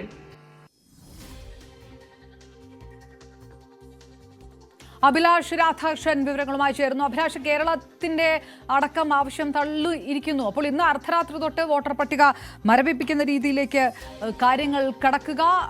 എപ്പോഴത്തേക്കാണ് നടപടിക്രമങ്ങൾ പൂർത്തിയാകും? കരട് പട്ടിക പ്രസിദ്ധീകരിക്കുന്നത് അടക്കമുള്ള കാര്യങ്ങളൊക്കെ എങ്ങനെയാകും എന്നുകൂടിയാണ് CEC വ്യക്തമാക്കുന്നത്. അപർണ, ഇപ്പോൾ കേരളത്തിന്റെ എല്ലാ രാഷ്ട്രീയ പാർട്ടികളുടെയും ഒരുപോലെ ആവശ്യപ്പെട്ടതായിരുന്നു ഈ ഘട്ടത്തിൽ കേരളത്തിൽ ഒരു തെരഞ്ഞെടുപ്പ് നടക്കാനിരിക്കുന്ന ഘട്ടത്തിൽ. നമുക്കറിയാം, തദ്ദേശ സ്വയംഭരണ തെരഞ്ഞെടുപ്പ് നടക്കാനുണ്ട്, നിയമസഭാ തെരഞ്ഞെടുപ്പ് നടക്കാനുണ്ട്. ഈ ഘട്ടത്തിൽ SIR കേരളത്തിൽ നടപ്പാക്കരുതെന്നുള്ള ശക്തമായ ആവശ്യം ഇലക്ടറൽ ഓഫീസറോട് ആവശ്യപ്പെട്ടെങ്കിലും ചീഫ് ഇലക്ഷൻ കമ്മീഷൻ അത് തള്ളിയിരിക്കുന്നു. 12 സംസ്ഥാനങ്ങളിൽ നടക്കുന്ന SIRൽ കേരളവും ഉൾപ്പെടുമെന്നുള്ളതാണ് ഏറ്റവും പ്രധാനപ്പെട്ട വിവരം. ഇത് ഇന്ന് അർദ്ധരാത്രി മുതൽ SIR നടപ്പാക്കുന്നതിന്റെ നടപടികൾ ആരംഭിക്കുമെന്നുള്ളതാണ് പ്രധാനം. അതിൽ ഇന്ന് അർദ്ധരാത്രി മുതൽ, അതായത് നാളെ രാവിലെ മുതൽ 3-ാം തീയതി വരെ ഇതിന്റെ പ്രിന്റിങ്ങും ട്രെയിനിങ്ങും നടക്കും. അതിനുശേഷം 4-ാം തീയതി, നവംബർ 4-ാം തീയതി മുതൽ ഡിസംബർ 4-ാം തീയതി വരെ ഒരു മാസം കൊണ്ട് വീടുകൾ തോറിയിറങ്ങി എന്യൂമറേഷൻ, അതായത് വീടുകൾ തോറും കയറിയിറങ്ങി അതിൻ്റെ വിവരശേഖരണം നടക്കും. അതിനുശേഷം ഡ്രാഫ്റ്റ് ഡിസംബർ 9-ാം തീയതിയാണ് ഡ്രാഫ്റ്റ് ഇലക്ടറൽ റോൾ പ്രസിദ്ധീകരിക്കുക. അതിനുശേഷം ഡിസംബർ 9 മുതൽ ജനുവരി 31 വരെ ഇതുമായി ബന്ധപ്പെട്ടുള്ള കാര്യങ്ങൾ കേൾക്കാനും ആരെങ്കിലും പുറത്തായിട്ടുണ്ടെങ്കിൽ അവരെ കേൾക്കാനും അവരെ ഇതിൽ ഉൾപ്പെടുത്താനും നടപ്പാക്കാനുമുള്ള നടപടികളൊക്കെ നടത്താൻ പറ്റും. അതിനുശേഷം ഫെബ്രുവരി 7-ാം തീയതി പൂർണ്ണമായ പുതുക്കിയ പട്ടിക പ്രസിദ്ധീകരിക്കുമെന്നുള്ളതാണ് ഏറ്റവും പ്രധാനപ്പെട്ടവർ. അതായത് അടുത്ത ഈ തദ്ദേശ സ്വയംഭരണ തെരഞ്ഞെടുപ്പ് ഈ നവംബർ ഡിസംബർ മാസങ്ങളിൽ നടക്കാനിരിക്കെയാണ് ഇപ്പോൾ കേരളത്തിൽ SIR വരുന്നത്. ഈ തദ്ദേശ സ്വയംഭരണ തെരഞ്ഞെടുപ്പ് നടക്കുന്ന ഘട്ടത്തിലും കേരളത്തിൽ SIR നടപടികൾ നടക്കുന്ന സമയമായിരിക്കും. അതുപോലെ അടുത്ത 2026 മാർച്ച് ഏപ്രിൽ മാസങ്ങളിലായിരിക്കും അടുത്ത തെരഞ്ഞെടുപ്പ് വരുന്നത്, നിയമസഭാ തെരഞ്ഞെടുപ്പ് വരുന്നത്. അതിന് 2 മാസങ്ങൾക്ക് മുമ്പ് ഫെബ്രുവരി 7-ാം തീയതി കേരളത്തിൽ SIR നടപടികൾ പൂർത്തിയാക്കും. കേരളത്തിൽ ഉൾപ്പെടെ കേരളം, തമിഴ്നാട്, പുതുച്ചേരി, വെസ്റ്റ് ബംഗാൾ തുടങ്ങി പ്രധാനപ്പെട്ട സംസ്ഥാനങ്ങളും അതുപോലെ കേന്ദ്ര ഭരണ പ്രദേശങ്ങളും ഉൾപ്പെടെ 12 ഇടങ്ങളിലാണ് SIR നടപ്പാക്കാൻ ഒരുങ്ങുന്നത്. ഇതിൽ 2002-ലാണ് കേരളത്തിൽ അവസാനമായി തെരഞ്ഞെടുപ്പ് കമ്മീഷന്റെ പട്ടിക പുതുക്കിയത്. അന്ന് 2,24,00,000 ആളുകളാണ് പട്ടികയിൽ ഉണ്ടായിരുന്നത്. ഇപ്പോൾ 23 വർഷങ്ങൾ പിന്നിടുമ്പോൾ ഏതാണ്ട് 2,78,00,000 ആളുകളുണ്ട് പട്ടികയിൽ. അതായത് 54 ലക്ഷം പേരാണ് വർദ്ധിച്ചിരിക്കുന്നത്. ഇപ്പോൾ വീണ്ടും ഒരു പട്ടിക പുതുക്കുമ്പോൾ, അതിൽ തീവ്രമായിട്ട് പട്ടിക പുതുക്കൽ നടത്തുമ്പോൾ ഇതിൽ എത്ര പേരാണ് കുറയുക എന്നുള്ള കാര്യത്തിലൊന്നും വ്യക്തതയില്ല. ബീഹാറിൽ ആദ്യഘട്ടത്തിൽ SIR നടപ്പാക്കുമ്പോൾ 65 ലക്ഷത്തിലധികം ആളുകളാണ് വോട്ടർ പട്ടികയിൽ നിന്ന് പുറത്തായത് എന്നുള്ളതാണ് ഏറ്റവും പ്രധാനപ്പെട്ട വിവരം. മറ്റൊരു കാര്യം, ആധാറിനെ ഒരു ഇലക്ഷൻ ഐഡന്റിറ്റി കാർഡായിട്ട് അംഗീകരിക്കുകയാണെന്ന് കൂടി ജ്ഞാനേഷ് കുമാർ എന്ന് പറഞ്ഞു വെക്കുന്നുണ്ട്. ആധാർ കാർഡിനെ ഒരു പൗരത്വ തിരിച്ചറിയൽ കാർഡായിട്ട് ഉപയോഗിക്കാൻ കഴിയില്ലെങ്കിലും വോട്ടെടുപ്പിന് അല്ലെങ്കിൽ പോളിംഗ് ബൂത്തിൽ എത്തുമ്പോൾ അതൊരു തിരിച്ചറിയൽ രേഖയെ അംഗീകരിക്കുമെന്ന് ജ്ഞാനേഷ് കുമാർ എടുത്തു പറയുന്നുണ്ട്. അതുപോലെ ആസാമിൽ ഇത്തവണ ഈ ഘട്ടത്തിൽ SIR നടപ്പാക്കില്ല. കാരണം അവിടെയാണ് രാജ്യത്ത് ആദ്യമായി NRC നടപ്പാക്കിയിരിക്കുന്നത്. അതിന്റെ കാര്യങ്ങൾ നടക്കുന്ന സമയമായതിനാൽ NRC ഇപ്പോൾ ഇവിടെ SIR നടപ്പാക്കില്ല എന്നുകൂടി ജ്ഞാനേഷ് കുമാർ പറഞ്ഞു വെക്കുന്നുണ്ട്. അഭിലാഷ്, ഇപ്പോൾ തന്നെ രാഷ്ട്രീയ പാർട്ടികളുടെ പ്രതികരണങ്ങൾ വന്ന് തുടങ്ങിയിരിക്കുന്നു. കേരളവുമായി ബന്ധപ്പെട്ട് ഈ ആവശ്യം തള്ളിയതുമായി ബന്ധപ്പെട്ട് ബീഹാറിൽ ഒരു അപ്പീൽ പോലും ഉണ്ടായിട്ടില്ല, പരിപൂർണ വിജയമായിരുന്നു ആദ്യഘട്ടം എന്നതുകൂടി പറഞ്ഞുകൊണ്ടാണ് CEC വിഷയങ്ങൾ പറയുന്നത്. ഈ ഏതെങ്കിലും തരത്തിൽ രാഷ്ട്രീയ പാർട്ടികളുമായി ചർച്ചകൾ നടത്തും ഇതുമായി ബന്ധപ്പെട്ട് എന്ന എന്തെങ്കിലും സൂചനകൾ ഉണ്ടായിരുന്നു അദ്ദേഹത്തിന്റെ വാക്കുകളിൽ? തീർച്ചയായും അപർണ, നാളെ കഴിഞ്ഞ് മറ്റന്നാൾ മുതൽ കേരളത്തിലെ ഇലക്ടറൽ ഓഫീസർമാരും അതുപോലെ പോളിംഗ് ഓഫീസർമാരും കേരളത്തിലെ പ്രധാനപ്പെട്ട രാഷ്ട്രീയ പാർട്ടികളെയും അതിന്റെ നേതാക്കളെയും നേരിൽ കണ്ട് ഈ SIRന്റെ നടപടിക്രമങ്ങൾ കൃത്യമായി അവരെ പറഞ്ഞ് മനസ്സിലാക്കണമെന്നുള്ളതാണ് ഇപ്പോൾ ജ്ഞാനേഷ് കുമാർ അറിയിച്ചിരിക്കുന്നത്. ഇതുമായി ബന്ധപ്പെട്ടുള്ള നടപടികൾ നാളെ തന്നെ ഈ പോളിംഗ് ഓഫീസർമാർക്കുള്ള ട്രെയിനിങ് ആരംഭിക്കും. അതുപോലെ വീടുകളും തോറും കയറി ഇറങ്ങി അതിന്റെ വിവരങ്ങൾ ശേഖരിക്കുന്നത് എങ്ങനെയാണെന്നും അതിന്റെ നടപടിക്രമങ്ങൾ എങ്ങനെയാണെന്നതിനെ കുറിച്ചും ഇപ്പോൾ ഇലക്ഷൻ ഓഫീസർമാർക്ക് തന്നെ നാളെ മുതൽ ട്രെയിനിങ് തുടങ്ങുകയാണ്. ഇതുമായി ബന്ധപ്പെട്ട് മറ്റന്നാൾ മുതൽ ഓരോ രാഷ്ട്രീയ പാർട്ടി നേതാക്കളെ നേരിൽ കണ്ട് കൃത്യമായിട്ടുള്ള കാര്യങ്ങൾ പറഞ്ഞ് മനസ്സിലാക്കുമെന്നുള്ളത് കൂടിയാണ് ഇന്ന് ജ്ഞാനേഷ് കുമാറിന്റെ വാർത്താ സമ്മേളനത്തിൽ നിന്ന് നമുക്ക് മനസ്സിലാക്കുന്നത്. ഏതായാലും ഇന്ന് അർദ്ധരാത്രിയോടുകൂടി കേരളമടക്കം വോട്ടർ പട്ടിക മരവിപ്പിക്കുന്ന ഘട്ടത്തിലേക്ക് കടക്കുകയാണ്. SIR പ്രഖ്യാപിച്ചിരിക്കുന്നു തെരഞ്ഞെടുപ്പ് കമ്മീഷൻ. അഭിലാഷ് വിവരങ്ങൾ നൽകി. അതേസമയം പ്രതികരണങ്ങൾ വന്നുകൊണ്ടിരിക്കുന്നു. ധൃതി പിടിച്ച് കേരളത്തിൽ SIR നടത്താനുള്ള തീരുമാനം ദുരുദ്ദേശപരമാണെന്ന് KPCC president Sunny Joseph MLA പ്രതികരിച്ചു. ഒരു ചർച്ച പോലും നടത്താതെ ഏകപക്ഷീയമായാണ് ഈ തീരുമാനമെടുത്തത്. ഇത് തിരുത്താൻ തെരഞ്ഞെടുപ്പ് കമ്മീഷൻ തയ്യാറാകണം. തദ്ദേശ തെരഞ്ഞെടുപ്പുമായി ബന്ധപ്പെട്ട പ്രവർത്തനങ്ങൾ പുരോഗമിക്കുമ്പോൾ SIR നടപ്പാക്കാനുള്ള തീരുമാനം ബുദ്ധിശൂന്യമാണ്. ശക്തമായ പ്രതിഷേധം കോൺഗ്രസ് രേഖപ്പെടുത്തുന്നുവെന്നും KPCC പ്രസിഡന്റ് പറഞ്ഞു.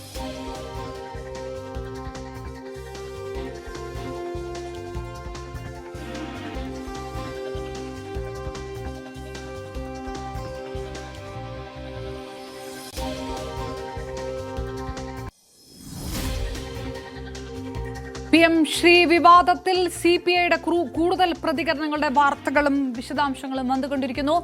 മുഖ്യമന്ത്രി പിണറായി വിജയൻ ബിനോയ് വിശ്വവുമായുള്ള കൂടിക്കാഴ്ചയ്ക്ക് ശേഷം ഏതെങ്കിലും തരത്തിലുള്ള ഒരു പ്രതികരണം നടത്തിയിട്ടില്ല. അതേസമയം CPIയുടെ മന്ത്രിമാർ തന്നെ മുഖ്യമന്ത്രിയെ അതൃപ്തി അറിയിച്ചു എന്നുള്ള വിവരമാണ് വരുന്നത്. PM ശ്രീ പദ്ധതിയുടെ ധാരണാപത്രം ഒപ്പിടുന്ന കാര്യത്തിൽ വഞ്ചിക്കപ്പെട്ടു എന്നാണ് CPI മന്ത്രിമാർ മുഖ്യമന്ത്രിയെ നേരിട്ട് കണ്ട് അറിയിച്ചിരിക്കുന്നത്. അതൃപ്തി അറിയിച്ചുകൊണ്ട് 4 CPI മന്ത്രിമാരും ഒപ്പിട്ട കത്തും മുഖ്യമന്ത്രിക്ക് നൽകി. 22-ന് ചേർന്ന മന്ത്രിസഭായോഗത്തിൽ വിഷയം ഉന്നയിച്ചപ്പോഴും ഒപ്പിടുന്ന കാര്യം പറഞ്ഞിരുന്നില്ല. സർക്കാർ ഒപ്പിടാൻ തീരുമാനിച്ചിട്ടില്ല എന്ന വിവരം പാർട്ടി കമ്മിറ്റികളെ അറിയിക്കുകയും ചെയ്തു. എന്നാൽ 16-ാം തീയതി തന്നെ ധാരണാപത്രത്തിൽ ഒപ്പുവെച്ചെന്നാണ് പുറത്തുവന്ന വിവരം. ഇത് തീർത്തും തെറ്റായ രീതിയാണെന്നാണ് CPI മന്ത്രിമാർ മുഖ്യമന്ത്രിയെ അറിയിച്ചിരിക്കുന്നത്. ഏതായാലും CPI ഉന്നയിച്ചിട്ടുള്ള വിഷയങ്ങളിലൊന്നും പരിഹാരം ഉണ്ടായിട്ടില്ല. ഞങ്ങൾ കടുത്ത നീക്കത്തിലേക്ക് കടക്കാൻ നിർബന്ധിതരാകുന്നു എന്നുള്ള ഒരു സൂചന നേരത്തെ സംസ്ഥാന സെക്രട്ടറി ബിനോയ് വിശ്വത്തിന്റെ വാക്കുകളിൽ ഉണ്ടായിരുന്നു. മുഖ്യമന്ത്രി ഏതെങ്കിലും തരത്തിലുള്ള ഒരു പ്രതികരണം നടത്തുകയും ചെയ്തിട്ടില്ല. ഇനി വരുന്ന ക്യാബിനറ്റ് യോഗത്തിൽ നിന്ന് മാറി നിന്നേക്കും CPI മന്ത്രിമാർ എന്നുള്ള സൂചനകളുണ്ട്. അത് ബിനോയ് വിശ്വം സ്ഥിരീകരിക്കുന്നില്ലെങ്കിലും ഒരുപക്ഷെ ഇതിലും ഒരു കടുത്ത നീക്കത്തിലേക്ക് കടക്കുമോ എന്നുള്ള ഒരു ചോദ്യമൊക്കെ ബാക്കി വെക്കുകയാണ്. കൂടിയാലോചിച്ചു പറയാം, നവംബർ 4-ന് നടക്കുന്ന യോഗത്തിലടക്കം കൂടിയാലോചിച്ചുകൊണ്ട് പറയാം എന്ന് പറയുന്നിടത്ത് ഏതെങ്കിലും തരത്തിലുള്ള ഒരു വിട്ടുവീഴ്ച വേണ്ട എന്ന തീരുമാനം കൂടി ഇതിനകത്ത് വന്നിട്ടുണ്ട്. അതിനിടയിലാണ് ഇപ്പോൾ CPI മന്ത്രിമാരും അതൃപ്തി അറിയിച്ചതായിട്ടുള്ള വാക്കുകൾ വരുന്നത്. PM ശ്രീ പദ്ധതിയുടെ ധാരണാപത്രം ഒപ്പിടുന്ന കാര്യത്തിൽ നിലപാട് നേരത്തെ തന്നെ CPI മന്ത്രിമാർ വ്യക്തമാക്കിയതാണ് എന്നുള്ള സന്ദേശം കൂടി CPI അണികൾക്ക് നൽകുക കൂടിയാണ് CPI ഇതിൽ എന്നുള്ളതിൽ തർക്കമില്ല. 22-ന് മന്ത്രിസഭാ യോഗം ചേരുമ്പോൾ ഈ ഒപ്പിടുന്ന കാര്യം പറഞ്ഞിരുന്നില്ല എന്ന കാര്യം CPI മന്ത്രിമാർ വ്യക്തമാക്കുന്നു. നേരത്തെ ഇതുമായി ബന്ധപ്പെട്ടുള്ള ചർച്ചകളൊക്കെ നടത്തുമ്പോൾ ആ ഒരു നിലപാടിൽ CPI ഉറച്ചു നിൽക്കും. അങ്ങനെ ഒരു സമ്മർദ്ദം CPM-ൽ ചെലുത്താൻ ഉള്ള നീക്കം തുടരും CPI എന്നുള്ള പല വിലയിരുത്തലുകളും വന്നതാണ്. ഏതായാലും 4 CPI മന്ത്രിമാരും ഈ വിവരം ഈ ഒപ്പിടാൻ തീരുമാനിച്ചിട്ടില്ല എന്ന വിവരം പാർട്ടി കമ്മിറ്റികളെ അറിയിക്കുകയും ചെയ്തു. പക്ഷേ എന്നിട്ട് 16-ാം തീയതി തന്നെ ധാരണാപത്രത്തിൽ ഒപ്പുവെച്ചു എന്ന് പുറത്തു വിവരം വരുന്നു. ഇത് തെറ്റായ രീതിയാണ് എന്നാണ് CPI മന്ത്രിമാർ മുഖ്യമന്ത്രി അറിയിച്ചിരിക്കുന്നത്. മുന്നണി മര്യാദയുടെ ലംഘനം നടന്നു എന്നുള്ള ഒരു നിലപാട് CPI സംസ്ഥാന സെക്രട്ടറി പലതവണ പറയുകയും ചെയ്യുന്നു. VV വിനോദ് ചേരുന്നു. വിനോദ്, ഏത് രീതിയിലേക്കാണ് CPI ഇനി കടക്കുന്നത്? എന്ത് കടുത്ത നീക്കമാണ് ഉണ്ടാവുക? അത് ക്യാബിനറ്റ് മുറിയിൽ നിന്ന് മാറി നിൽക്കുന്ന ഒരു സംഭവത്തോടു കൂടി തീരുമോ? വീണ്ടും ചർച്ചകൾ നടക്കുമെന്ന ചോദ്യത്തിനിടയിൽ CPI മന്ത്രിമാർ ഇത് വ്യക്തമാക്കുകയാണ്. അത് അണികൾക്കും ഒപ്പം പാർട്ടി എക്സിക്യൂട്ടീവിനും ഒക്കെ ഉള്ളതാണ്. CPI മന്ത്രിമാർക്ക് ഈ വിഷയത്തിനകത്ത് പങ്കില്ല എന്നുള്ള കാര്യം കൂടുതൽ വ്യക്തമായിട്ട് അറിയിക്കുക, അതൃപ്തി മുഖ്യമന്ത്രി അറിയിക്കുക. അതിനപ്പുറത്തേക്കുള്ള ഒരു സമ്മർദ്ദം കൂടി ഇതിനകത്ത് ഉണ്ടാകുമോ? എന്താണ് CPIയുടെ അടുത്ത നിലപാട് എന്ന് വ്യാഖ്യാനിക്കാൻ കഴിയാതെ നിൽക്കുന്ന ഒരു സാഹചര്യം കൂടി ആയതുകൊണ്ട് എങ്ങനെ വിലയിരുത്താം?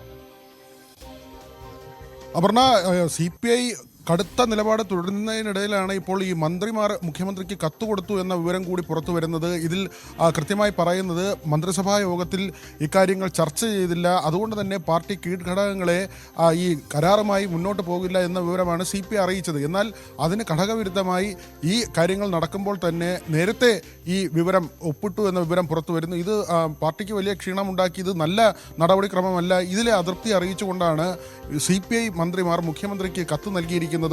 നേരത്തെ തന്നെ ബിനോയ് വിശ്വം പറഞ്ഞത് ഇക്കാര്യത്തിൽ ഒരു അന്തിമ തീരുമാനമായിട്ടില്ല, അല്ലെങ്കിൽ പാർട്ടി മുന്നോട്ട് വെച്ച കാര്യങ്ങളിൽ പരിഹാരമുണ്ടായില്ല എന്ന വാക്കുകളാണ് ബിനോയ് വിശ്വത്തിന്റെ ഭാഗത്ത് നിന്നുണ്ടായത്. ഇനി CPI ഇക്കാര്യത്തിൽ എന്ത് നിലപാട് സ്വീകരിക്കുമെന്നത് തന്നെയാണ് വളരെ പ്രധാനപ്പെട്ട കാര്യം. മറ്റന്നാൾ മന്ത്രിസഭാ യോഗം ചേരുമ്പോൾ CPI മന്ത്രിമാർ പങ്കെടുക്കില്ല എന്ന വിവരമാണ് ഇതിനകം പുറത്തു വന്നിട്ടുള്ളത്. അവർ അങ്ങനെ മന്ത്രിസഭയിൽ നിന്ന് മാറി നിന്നാൽ ഇത് തിരഞ്ഞെടുപ്പിന്റെ ഒരു സമയത്തിലേക്ക് പോകുന്ന ഘട്ടമാണ്. തദ്ദേശ തിരഞ്ഞെടുപ്പ് വരുന്നു, അത് കഴിഞ്ഞ് നിയമസഭാ തിരഞ്ഞെടുപ്പ് വരുന്നു. തദ്ദേശ തിരഞ്ഞെടുപ്പിന് ആഴ്ചകൾ മാത്രം അവശേഷിക്കുന്ന ഒരു നിലയാണുള്ളത്. അവിടെയാണ് CPI ഇടഞ്ഞു നിൽക്കുന്നത്. പ്രശ്നപരിഹാരത്തിന് ഇന്ന് മുഖ്യമന്ത്രി ഒരു അനന്തയ ചർച്ച നടത്തിയെങ്കിൽ പോലും പരിഹാരമുണ്ടാകുന്ന നിലയുണ്ടായില്ല. ഇപ്പോൾ അല്പസമയം മുൻപ് മുഖ്യമന്ത്രിയുടെ പ്രസംഗമുണ്ടായിരുന്നു. അതിൽ അദ്ദേഹം പറഞ്ഞത്, ആലപ്പുഴയിൽ തന്നെയുള്ള പരിപാടിയാണ്, അദ്ദേഹം പറഞ്ഞത് ഈ സർക്കാർ വികസന പദ്ധതികൾ നടപ്പാക്കാനാണ് സർക്കാർ നിലനിൽക്കുന്നത്, അതിനെതിരെ ഉള്ള ആളുകളെ ഒപ്പം ഇല്ല എന്ന തരത്തിലാണ് അദ്ദേഹത്തിൻ്റെ വാക്കുകൾ ഇന്ന് ഉണ്ടായതും. അത് CPIക്കുള്ള ഒരു കൊട്ട് എന്ന നിലയിൽ തന്നെയാണ് ഇപ്പോൾ വിലയിരുത്തപ്പെടുന്നത്. ഏതായിരുന്നാലും വളരെ പ്രധാനപ്പെട്ട കാര്യം, ഈ മന്ത്രിമാർ മുഖ്യമന്ത്രിക്ക് കത്ത് നൽകി എന്നത് തന്നെയാണ്. അടുത്ത മന്ത്രിസഭാ യോഗത്തിൽ അവർ പങ്കെടുക്കുന്ന കാര്യം സംശയമാണ്. അങ്ങനെയെങ്കിൽ ഒരുപക്ഷെ മന്ത്രിമാരുടെ രാജി പോലും CPI ആവശ്യപ്പെടുന്ന നിലയിലേക്ക്, അല്ലെങ്കിൽ CPIയുടെ ഇനി വരും ദിവസങ്ങളിലെ യോഗങ്ങളിൽ, പ്രധാനപ്പെട്ട നേതൃയോഗങ്ങളിലൊക്കെ തന്നെ മന്ത്രിമാർ രാജിവെച്ച് മാറണമെന്ന ആവശ്യം പോലും ഉയർന്നു വരാം. അങ്ങനെയെങ്കിൽ കടുത്ത നിലപാടിലേക്ക് CPI പോകും. അതിനെ എങ്ങനെ CPM വിലയിരുത്തും എന്നത് വളരെ പ്രധാനപ്പെട്ട ഒരു കാര്യമായി അവശേഷിക്കുകയും ചെയ്യും. അപർണ, റൈറ്റ്. VV വിനോദ്, എന്താണ് CPI അടുത്തത് ചെയ്യാൻ പോകുന്നത്? മന്ത്രിമാരുടെ രാജി ആവശ്യപ്പെടുന്ന രീതിയിലേക്ക് കാര്യങ്ങൾ കടക്കുമോ? അങ്ങനെ ഒരു സമ്മർദ്ദം CPIയുടെ ഭാഗത്ത് നിന്ന് ഉണ്ടാവുകയാണെങ്കിൽ CPM അതേത് തരത്തിലാണ് ടാക്കിൾ ചെയ്യുക എന്നുള്ള കാര്യമൊക്കെ ഉണ്ട്.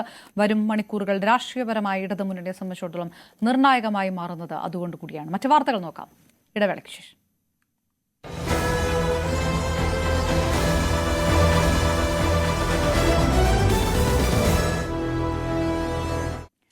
ഇല്ലാത്ത അപകടങ്ങളുടെ പേരിൽ ഇൻഷുറൻസ് കമ്പനികളെ കബളിപ്പിച്ച് കോടികളുടെ തട്ടിപ്പ്. അഭിഭാഷകരും പോലീസ് ഉദ്യോഗസ്ഥരും സർക്കാർ ഡോക്ടർമാരും ഉൾപ്പെടുന്ന വൻ സംഘമാണ് തട്ടിപ്പിന് പിന്നിൽ.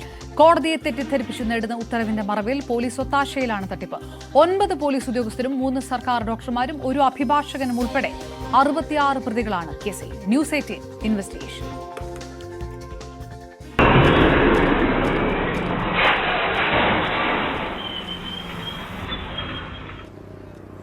ഇൻഷുറൻസ് പരിരക്ഷയുള്ള വാഹനത്തിൽ നിന്നാണ് വീണ് അപകടമുണ്ടാകുന്നതെങ്കിലും നേരത്തെ കണ്ട വീഡിയോയിലേതുപോലെ അപകടമുണ്ടായാൽ അത് റോഡ് അപകടമായി കണക്ക് കൂട്ടില്ല. ഇൻഷുറൻസ് പരിരക്ഷ ലഭിക്കുകയുമില്ല. റാഷ് ആൻഡ് നെഗ്ലിജന്റ് ഡ്രൈവായി മാത്രമേ അത് കണക്കാക്കപ്പെടൂ.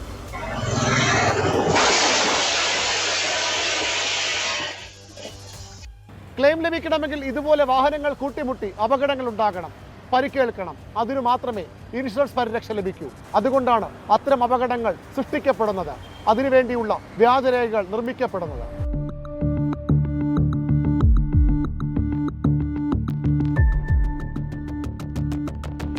നെയ്യാറ്റിൻകര മോട്ടോർ ആക്സിഡന്റ് ക്ലെയിം ട്രിബ്യൂണലിലാണ് ഇൻഷുറൻസ് കമ്പനികൾ തെളിവുകൾ സഹിതം ഹർജി സമർപ്പിച്ചിരിക്കുന്നത്. സർക്കാർ ആശുപത്രികളുടെ രേഖകളുടെ പിൻബലത്തിലാണ് കോടിക്കണക്കിന് രൂപയുടെ ഇൻഷുറൻസ് തട്ടിപ്പ്. വ്യാജ എഫ്ഐആറുകൾ തയ്യാറാക്കപ്പെടുന്നു. വ്യാജ സാക്ഷികളും മഹസർ സാക്ഷികളും സൃഷ്ടിക്കപ്പെടുന്നു. കോടതിയെ പോലും കബളിപ്പിച്ചുകൊണ്ടാണ് എഫ്ഐആർ ഇടുന്നതെന്നാണ് ഏറ്റവും ഗുരുതരമായ സംഗതി. കാട്ടാക്കട തൂങ്ങാമ്പാറ സ്വദേശി അഖിലിന് 2016 ഓഗസ്റ്റ് 9 ബൈക്കിൽ നിന്ന് വീണ് ഗുരുതരമായി പരിക്കേൽക്കുന്നു. സമീപത്തെ ആശുപത്രിയിൽ പ്രവേശിപ്പിച്ചു. രേഖകളിൽ ബൈക്കിൽ നിന്ന് വീണതെന്ന് രേഖപ്പെടുത്തി. ഗുരുതര പരിക്കിനെ തുടർന്ന് അഖിലിനെ മെഡിക്കൽ കോളേജ് ആശുപത്രിയിലേക്ക് മാറ്റി. അവിടെ എത്തിയപ്പോൾ അത് രേഖകളിൽ റോഡ് ആക്സിഡന്റായി മാറി. മാസങ്ങൾക്കു ശേഷം കാട്ടാക്കട മജിസ്ട്രേറ്റ് കോടതിയിൽ പൊതുതാൽപര്യ ഹർജി ഫയൽ ചെയ്തു. കാട്ടാക്കട പോലീസ് എഫ്ഐആർ ഇട്ടു. കാട്ടാക്കട സതീഷ് കുമാർ ആയിരുന്നു അഖിലിന്റെ അഭിഭാഷകൻ. അപകടം നടന്ന കാട്ടാക്കട എഫ്ഐആറിൽ നെയ്യാറ്റിൻകരയായി മാറി. നെയ്യാറ്റിൻകരയിലൂടെ അഖിൽ നടന്നു പോകുമ്പോൾ KL01 AG 7333 എന്ന നമ്പറിലുള്ള ബൈക്ക് അഖിലിനെ ഇടിച്ചിട്ടെന്നായി കഥ. അഖിലിന്റെ അച്ഛന്റെ മൊഴി പോലീസ് എടുത്തു. പരാതി ശരിയെന്ന് സ്ഥാപിച്ചു. KL01 AG 7333 മംഗലത്തുകോണം സ്വദേശി ചന്ദ്രന്റെ പേരിലുള്ള വാഹനമാണ്. ഇനിയാണ് കഥയുടെ ട്വിസ്റ്റ്. ചന്ദ്രന്റെ വാഹനം മറ്റു 4 അപകട കേസുകളിൽ കൂടി ചേർത്തു. Aryankode police crime number 1224/17, Parassala crime 76/17, Kattakada crime 211/19, Kattakada crime 596/19. ഇതിൽ 2 കേസുകളിൽ ചന്ദ്രൻ ഡ്രൈവറായിരുന്നു, അതായത് കേസിലെ പ്രതി. മറ്റു 2 കേസുകളിൽ ബൈക്കിന് പിന്നിൽ ഇരുന്നയാളായി. എല്ലാത്തിലും അഭിഭാഷകനായി കാട്ടാക്കട സതീഷ് കുമാർ തന്നെ. ബാലരാമപുരം പോലീസ് രജിസ്റ്റർ ചെയ്ത 1715/17 എന്ന കേസിൽ അപകടമുണ്ടാക്കിയ വാഹനമായി കാണിച്ചത് KL20J 4597. അഖിലിന്റെ കേസിൽ വാദിഭാഗം അഭിഭാഷകനായി വന്ന അതേ സതീഷ് കുമാറിന്റെ പേരിലുള്ള വാഹനം. ഈ കേസിൽ വാദിക്ക് വേണ്ടി ഹാജരായതും കാട്ടാക്കട സതീഷ് കുമാർ, അതായത് പ്രതിയും വാദിയുടെ അഭിഭാഷകനും ഒരാളെന്ന അപൂർവത. 2,40,000 രൂപയാണ് ഈ കേസിൽ ഇൻഷുറൻസ് തുകയായി തട്ടിയെടുത്തത്. മാറനല്ലൂർ ക്രൈം 502/17 ഹാജരാക്കിയത് സതീഷിന്റെ ബൈക്ക്. അതിൽ പ്രതിസ്ഥാനത്ത് വന്നത് സതീഷിന്റെ ജ്യേഷ്ഠന്റെ മകൻ വിപിൻ കുമാർ. മലയൻകീഴ് സ്വദേശി അജയ്കുമാറിന് അപകടം പറ്റിയെന്നായിരുന്നു ഈ കേസ്. ഇതേ അജയ്കുമാറിന്റെ മകൻ കിരണിന്റെ മെഡിക്കൽ റെക്കോർഡുകൾ ഉപയോഗിച്ചായിരുന്നു മാറനല്ലൂർ പോലീസ് സ്റ്റേഷനിൽ മറ്റൊരു കേസ്. 22 വയസ്സ് മാത്രമുള്ള കിരണിന്റെ മെഡിക്കൽ രേഖകൾ 38-കാരനായ വിജയകുമാർ എന്നയാൾ അപകടത്തിൽപ്പെട്ടെന്നാക്കി. Crime number 501/17. ഇതുവരെ കണ്ടത് തിരുവനന്തപുരം ജില്ലയുടെ ഒരു പ്രദേശത്ത് മാത്രം നടന്ന തട്ടിപ്പുകളുടെ കഥയാണ്. ഇത്തരത്തിൽ സംസ്ഥാന വ്യാപകമായി നടക്കുന്നത് കോടിക്കണക്കിന് രൂപയുടെ കമ്മീഷൻ ഇടപാടും ഇൻഷുറൻസ് കമ്പനികളെ കബളിപ്പിക്കലുമാണ്. തിരുവനന്തപുരത്ത് നിന്നും VV അരുൺ, ന്യൂസ് 18. 2022 പുറത്തിറങ്ങിയ മുകുന്ദനുണ്ണി അസോസിയേറ്റ്സ് എന്ന സിനിമ പറഞ്ഞത് മോട്ടോർ വാഹനാപകട ഇൻഷുറൻസ് തട്ടിപ്പിന്റെ കഥയാണ്. മുകുന്ദനുണ്ണി എന്ന അഭിഭാഷകനാണ് അതിൽ തട്ടിപ്പിന്റെ സൂത്രധാരൻ. പോലീസ് ഉദ്യോഗസ്ഥരും ആശുപത്രി ജീവനക്കാരും ഇൻഷുറൻസ് കമ്പനി പ്രതിനിധികളുമൊക്കെ ഈ തട്ടിപ്പിന് സഹായം ചെയ്യുന്നുണ്ട്. ഇവിടെയും തട്ടിപ്പിന്റെ മുഖ്യകണ്ണി കാട്ടാക്കട സ്വദേശി അഡ്വക്കേറ്റ് സതീഷ് കുമാറാണെന്നാണ് പരാതി. അയാളുടെ അടുത്ത ബന്ധുക്കളും സുഹൃത്തുക്കളും ഒക്കെ ഈ കേസിൽ പ്രതികളാണ്.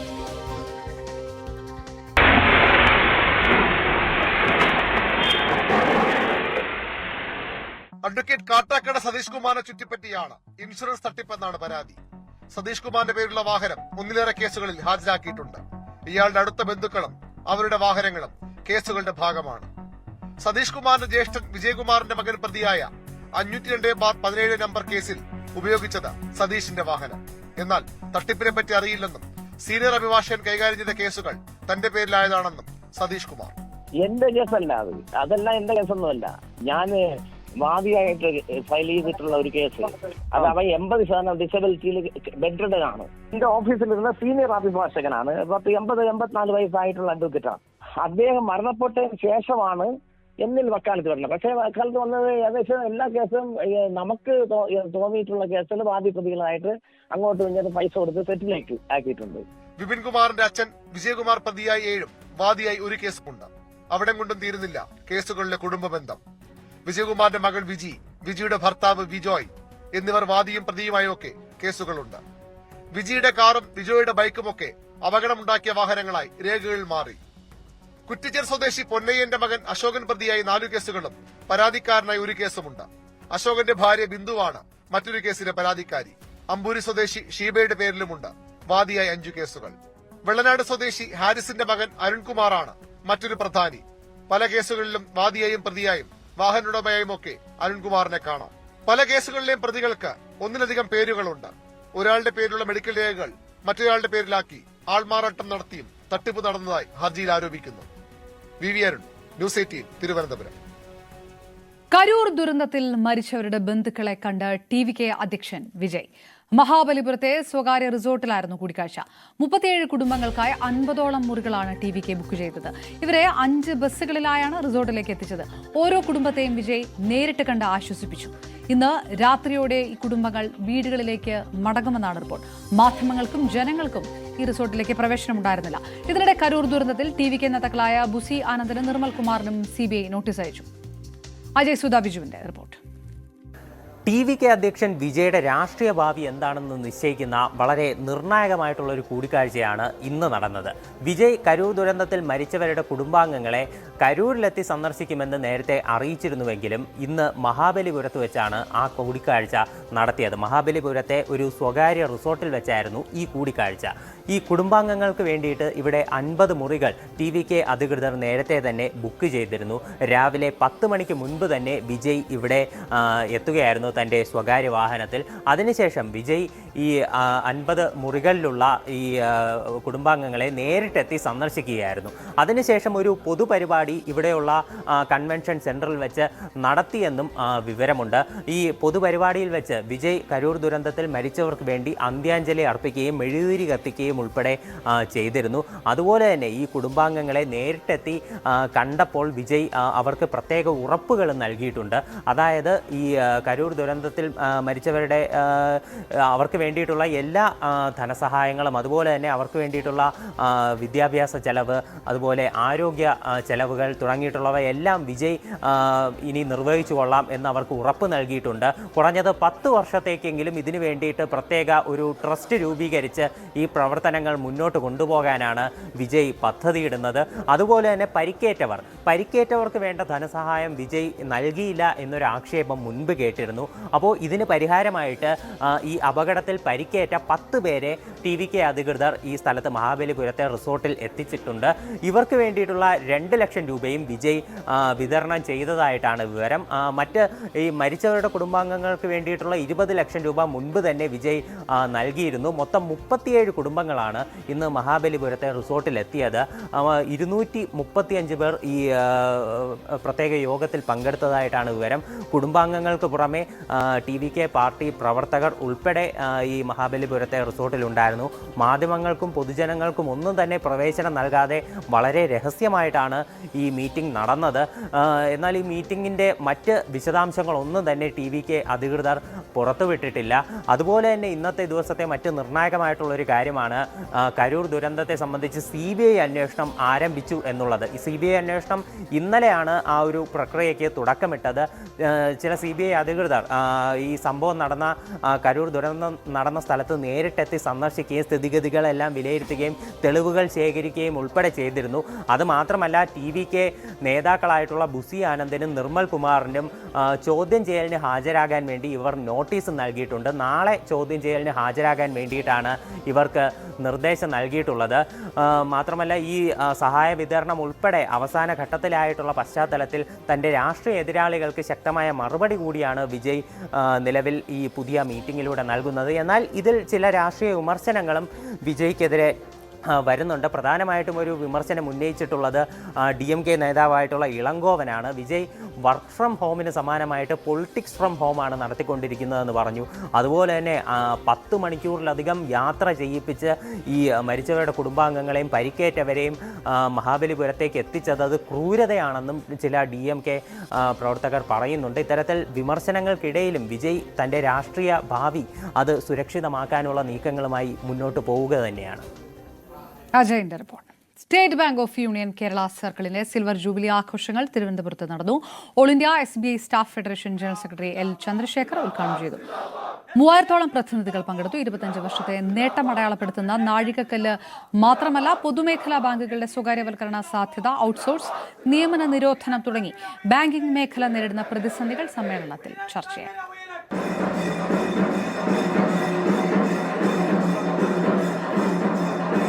Bank of India Staff Federation to join our chief guests in lighting the lamp.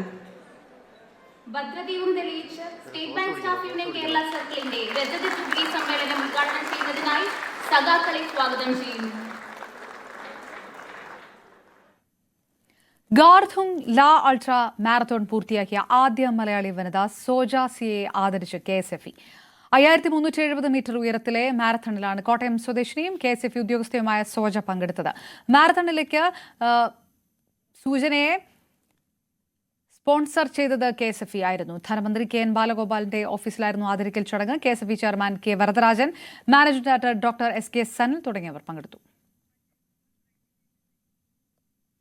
പൂർണ്ണമാകുന്നു ലൈവ് 6 ഇടവേളയ്ക്ക് ശേഷം പ്രൈം ഡിബേറ്റുമായി മഞ്ജുഷ് ഗോപാൽ ചേരും. നമസ്കാരം.